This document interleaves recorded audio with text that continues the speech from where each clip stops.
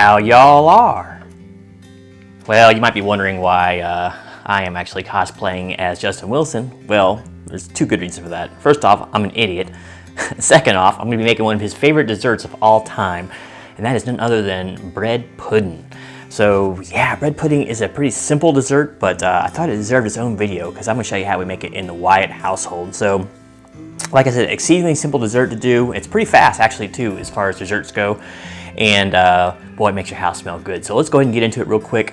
What you see before you is all of the, or should I say are all of the ingredients that you're going to need for today's recipe. First and foremost, some French bread. I left it set out a little bit so it gets a little bit, not stale, but it hardens up a little bit, makes it easier to cut because I'm going to cube a lot of this. We'll show you that when it comes to prep time. We're going to need about half a cup of sugar, 4 eggs, about half a cup of raisins. You can do the raisins to taste. You can even omit them if you want. I'm not a huge raisin guy, but they go pretty well with the recipe, and you can pre-soak them if you really want to. I don't bother with it. Some sort of cooking spray for your Pyrex plate, your cooking or your baking ware. About 2 cups of half and half. If you want extra cream, you can use milk, but if you want it really nice and thick and rich and creamy, half and half, right? Now, a lot of people use nutmeg. I'm going to throw cinnamon in there, and I just like the taste of cinnamon a little bit better than nutmeg, and it makes the house, like I said, smell real good. And then, you know, a tablespoon or 2 of vanilla extract to taste, of course. So it's going to be really easy. I'm going to take it through step by step, and hopefully you'll have from start to finish a dessert in about 90 minutes, maybe at most. So stay tuned, and we'll get to rolling. All right, now please excuse the sun that's threatening to ruin my shoot here, but we're gonna roll with it. So what I'm gonna do here is prep some bread for the actual pudding. So how I'm gonna do this is probably a little bit different than you might be used to seeing. You wanna use French bread, of course. I mean, it's not set in stone. You can use just about any kind of bread you have sitting around, but I'm going to go ahead and cube the bread. I'm gonna remove most of the crust, and then we'll dice it up into like bite-sized chunks. I find it takes the batter better, and the more batter that, or custard if you will, that the bread takes on, the less chance it's gonna burn on top, because sometimes the bread will burn making this stuff a little bit.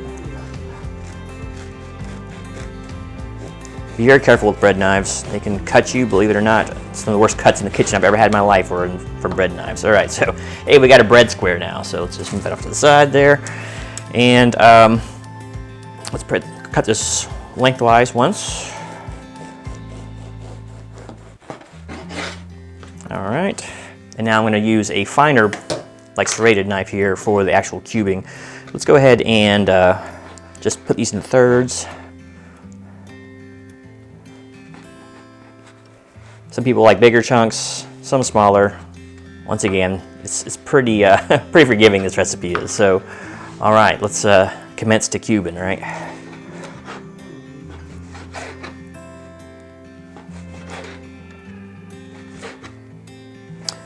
The staler this bread is, the easier it is to cut.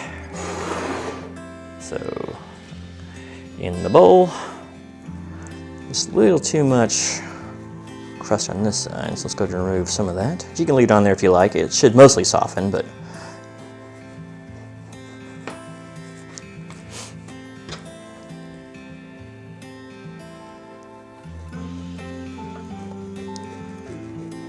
bet you never thought you'd see a man cut bread lengthwise before like this, huh? Or trim bread. All right. Okay. This one's actually thin enough that I don't really think I need to cut it in half there. So let's go ahead and do this one in thirds as well.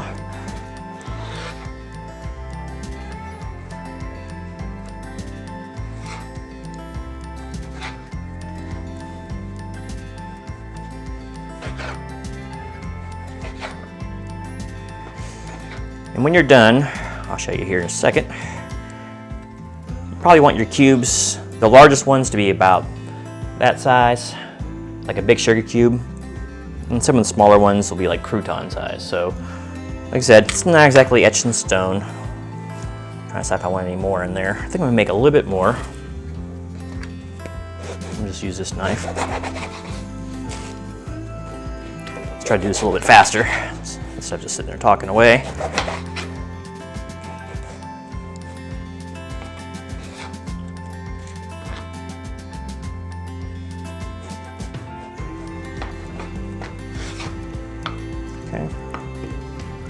Trim up. If you are a fan of crunchier bread pudding, leave the crust on. It will hurt nothing, trust me. Okay, this one.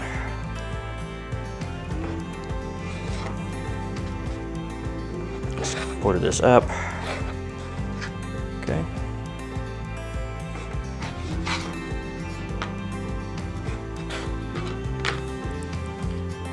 And there you have it, a heaping bowl of bread cubes. So these are going to form the basis of our pudding, and it's going to give this custard something to really cook around. So next we'll go over to the mixer, and I'll start adding the ingredients for the batter. Stay tuned for true.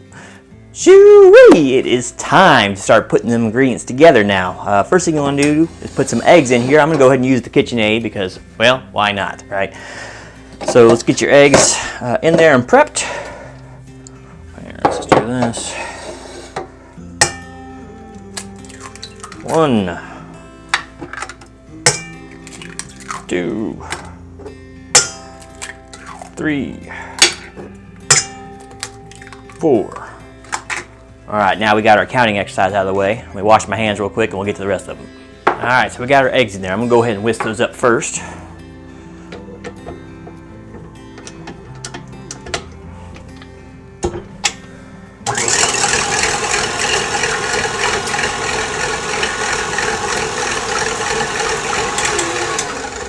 Don't take long with the KitchenAid now. Okay, next I'm going to add half a cup of sugar. Now one thing I didn't say before, I mentioned before, is before you get started here prepping, because by the time you get done prepping it should be ready, is go ahead and preheat your oven to 350 degrees. Alright, so let's go ahead. Normally you would fold this in there, but I guess we can do that for video purposes, but be very careful when you do this kind of stuff. Put it in slow. And then raise your speed up in case you get your hand or whatever caught in there. You never know. If you have long hair, make sure it's under a hat or in a ponytail. Safety first. Oh yeah, that's coming along nice now. All right. Get a nice thorough even mix there of the sugar. Now, that's where the magic happens here. Put your 2 cups of cream in there.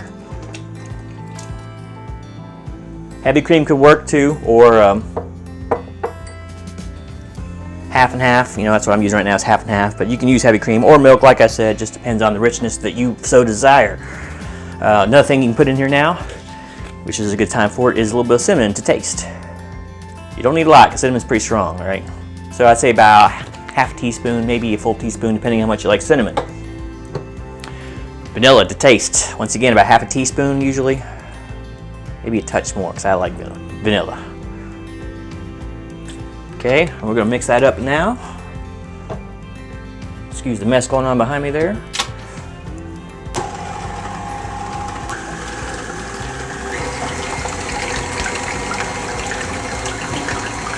She's coming on now.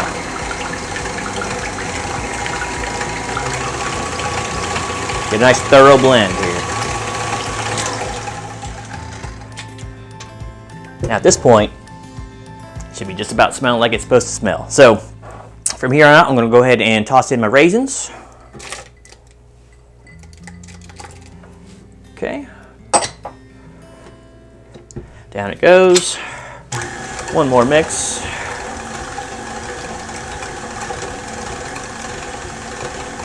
Now, of course, the raisins are going to settle to the bottom, but that's all right. We know they're in there. Okay. Now, take our spatula, get all that sweetness out of there. We'll go ahead and bring this over to hold it.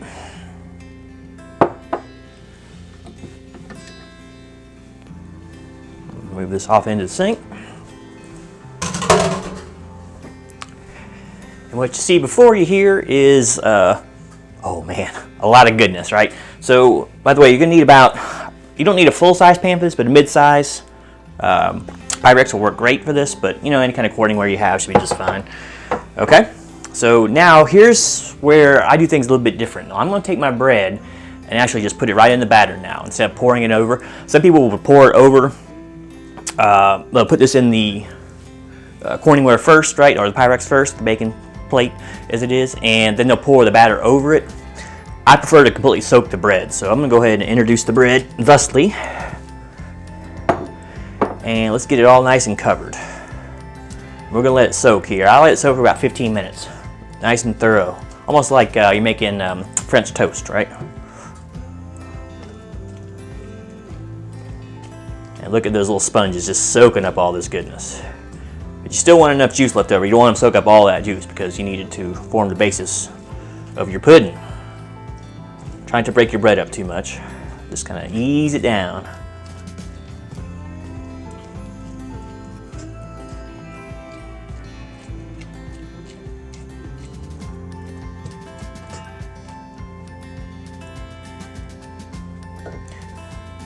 So, all right, now that you got that nice and covered, let's go ahead and prep our Pyrex here. A little cooking spray. Give it a nice little even coat, help keep it from sticking. The edges are what really sticks on this stuff, the bottom not so much. I think I had just a tiny dose of heavy cream left. I'll just pour that on top. Tiny bit left over. Waste not, want not, they say. So let's go ahead and stir that in. Get them raisins worked all the way through there.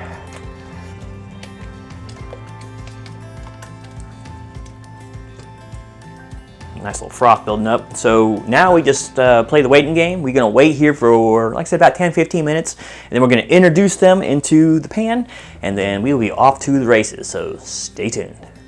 All right, now, thanks to the magic of editing, 10 minutes have elapsed. So let's go ahead and transfer our contents into our pre-greased Pyrex bakeware. Give it one last stir for good measure.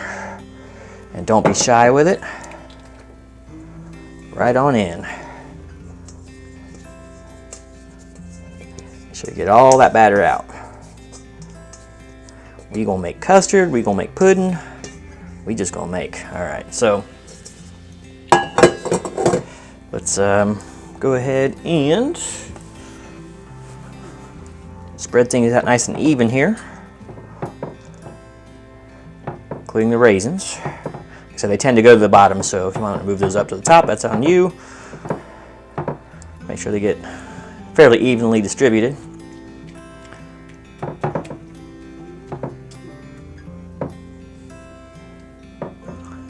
Now, I know it looks like soup right now, but trust me on this. You're going to see a change in it real fast. Also, be careful how full your pan is, because you don't want to fill it more than about halfway, because this is going to rise like you would not believe. So, just for reference, about right there. And it'll rise up a little above the lip of this. I guarantee. Oh, patent pending. So anyway, let's go ahead and put this in the oven. All right, now it is time to put our concoction in the heater box. So let's go ahead and throw her in there. Remember, 350 degrees, right there in the center. Looks good, don't it? Well,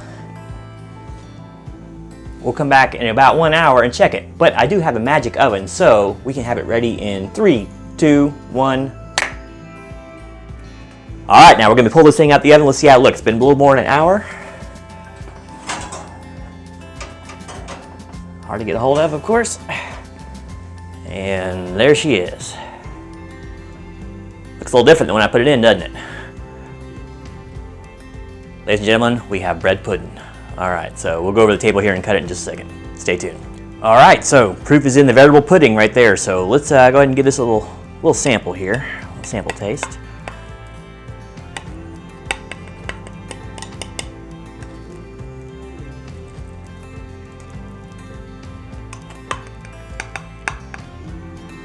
I got just enough for 2.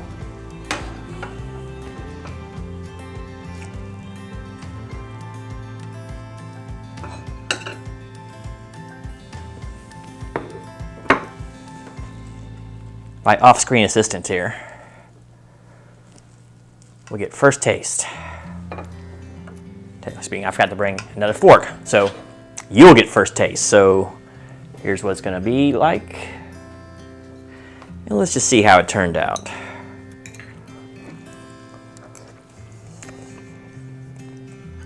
Well,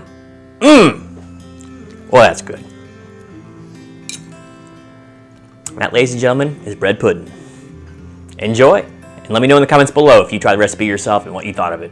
Until next time, this is Culinary Genome, signing out.